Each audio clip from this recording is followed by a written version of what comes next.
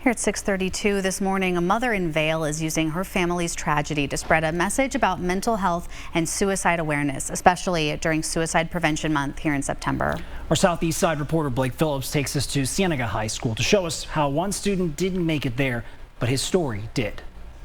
September is National Suicide Prevention Month, and right here in the Vail School District, one mother who lost her son to suicide is making sure that her son's memory is shared, one kid at a time. I love the fact that I still just have a little piece of him still there. Ethan Ardrey was just 13 years old when he took his own life back in 2020. A horrible tragedy that his mom, Christina, has turned into hope. Honestly, I didn't think it was going to be this big.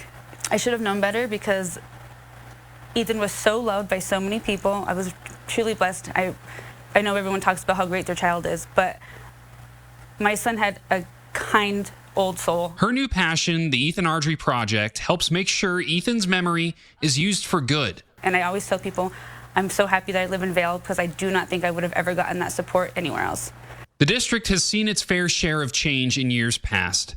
And while suicide isn't something that's common in the Vail School District, the district's lead counselor says they're trying to be proactive. And our suicide prevention team came out of that as well, to come together and develop a system of what we do in our district to provide suicide education to students and staff. Cienega is just one of Vail's high schools that uses yearly training for their students, with a week-long QPR training or question, persuade, and refer. All of the students at Cienega High School are trained to look for signs in their friends where they may be considering potentially taking their own life, and then sharing that information with a trusted adult. This year, Ethan would have been a senior right here at Cienega High School. And now his mom hosts an annual mental health awareness walk in his memory. But why is it that you want to hold it there? That's a hard one. I don't know. It just feels right.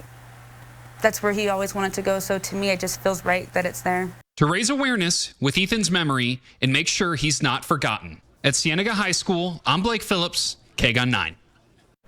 I don't think he'll ever be forgotten. So many people loved him. And, his mom obviously carrying that torch means the world to her. And, to see this paying it forward with now kids and hopefully, helping their peers out and how teachers are more aware of this. It's all about just benefits for helping the community. Well, I'm sure she's saving lives. Yes.